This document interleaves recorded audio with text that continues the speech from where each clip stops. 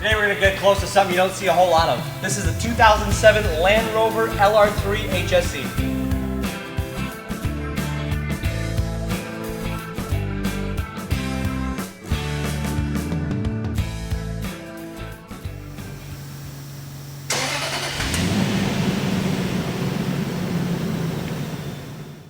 Under the hood of the LR3, you're going to find Land Rover's 4.4-liter V8 engine. Now, this engine is based on the Jaguar 4.2-liter V8, which has been an unbelievably dependable engine, hence the reason they went with the same architecture. It's bored out a little bit more for a little bit more torque.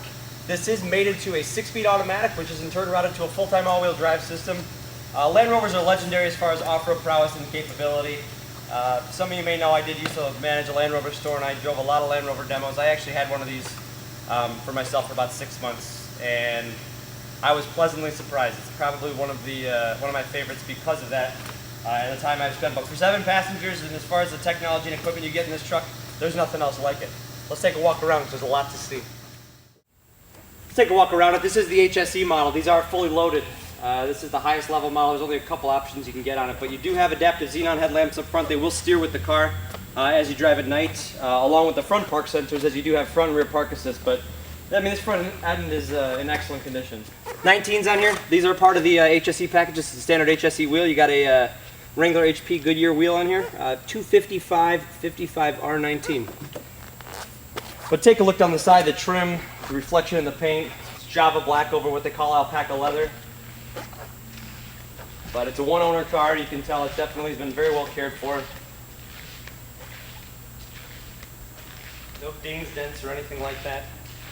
Coming around to the rear, you can see the proper badging, V8 HSE model, rear park sensors on the lower part there. It is a clamshell tailgate design, which we'll show you. You can see on the roof there, there's a little bubble on the top, and that is your navigation and satellite radio receiver. But looking down the passenger side, the conditions uniform all the way down. It's a clamshell design here. Got kind of an interesting tailgate design here. You got a low lift-in height. This is on the access setting, so it is on the lowest suspension setting. It is height adjustable. But it is a 7-passenger vehicle as well. You're normally going to be putting the 7 seats up from the front, but if you pull this right here, pops these up, and then on your ingress from the front there, you just pop the seat cushion in place. Very, very simple. Take a look across these front seats. I mean, they're in phenomenal condition. There's virtually no wear. I mean, I can't really point anything out along here. You do have dual power seats here with memory for the driver, but the step in, knowing it's on the access height, I actually dropped myself down into it. You have a tilt and telescope steering wheel and visibility that if you've ever really been in a Range Rover, it parallels nothing. You can see virtually everything. You can see the whole plane of the hood, you can see the edges of the car, and then the visibility with these low-cut windows. It's fantastic. Just to give you an overview of the overall layout of the Land Rover. Very clean, nice, legible gauges. There's an automatic setting for the adaptive xenons up front. Voice activation. Radio tune 97.9 FM. Radio tune 97.9 FM. Pretty cool. Above that, you're going to find the factory navigation system. Now, this screen incorporates some other cool stuff too. I'll show you on-road, off-road navigation, but 4x4 info. This is pretty neat because when you're actually off-roading, it shows you all the articulation angles. You can actually see how the suspension will move with the car. This little button here is for the terrain response, which we'll show you in a little bit. But it does allow you to to better communicate with the truck in off-roading maneuvers. And I have taken these on extensive off-road trips. They're unbelievable. Can't believe you can fit 7 people and squeeze these things on the side of a mountain through little trees, and kind of nuts. Below that, DSC's dynamics stability control. This is the override for your park distance control. So anytime you pop in reverse, it's going to pop right on. See right there. Below that, Harman Kardon Logic 7 sound system. This does have satellite radio, but you have a 6-disc in-dash changer right here. This is a phenomenal stereo, 550 watts, and the greenhouse in this really makes it sound awesome. Below that, dual zone climate control, heated seats for the front occupants. You do have a heated windscreen. If you hit this button here, it's actually going to turn on the defrost, and there's tiny little elements in the window. You can't see them through the camera, but it's like it's almost like little defroster strips that go right through the glass. So that's pretty neat. Right here you're going to find the shifter for the 6-speed automatic. Just drop it and drive like any other automatic. Pop it into the left gate to go into sport mode. It's going to allow the engine to rev higher before it shifts. And then you can also manually shift it, pull back to downshift, push forward to upshift if you so choose. Behind that, this is Land Rover's terrain response system. Now this is probably the most advanced form of traction control you're going to find in any vehicle. You turn it once, you go to the grass, gravel, and snow setting. Obviously pretty self-explanatory. This one is called mud ruts. It's going to suggest you go into the low range, which is your high and low transfer case over here. Because that is really probably something where you're going to need the extra torque to dig you out. Sand, this allows the traction control to actually allow a lot more wheel spin. It also amps the throttle response. If you put the car in sand, even if you're driving it down the street, the throttle will feel entirely different than the other modes.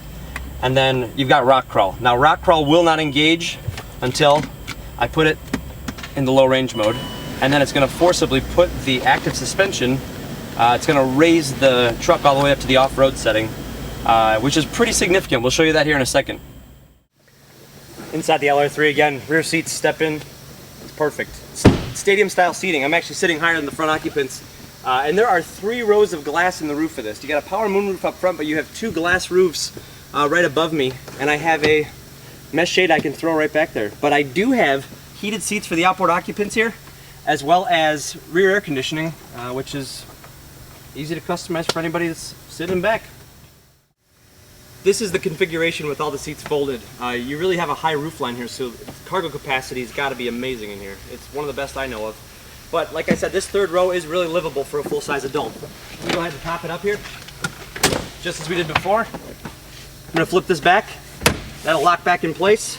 Normally you just step right in. That'll tumble forward. I mean, I've got more than enough room here. When these flip up, I have sat back here.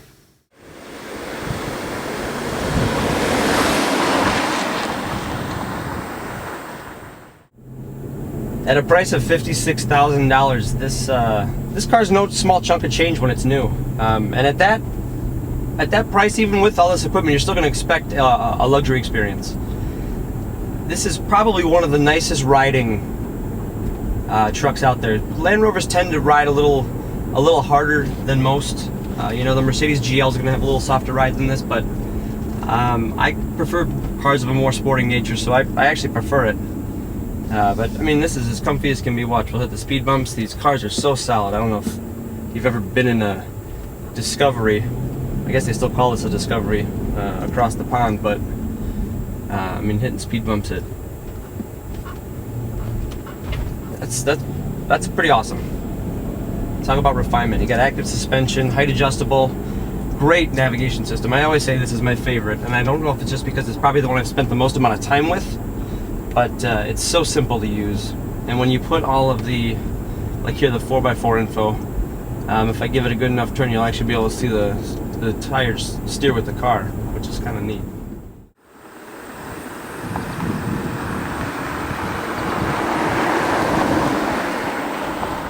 We're essentially on the highway, and I mean, it's really comfortable. Like I said, you know, when you spend this amount of money on something, you really want to expect some luxury, and it's what you get. But just cruising along, you know, 60 miles an hour, you're as comfortable in this as you would be in any of the other Land Rovers.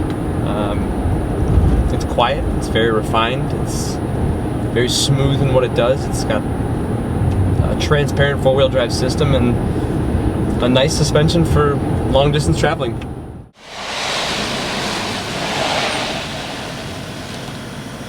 Almost forgot.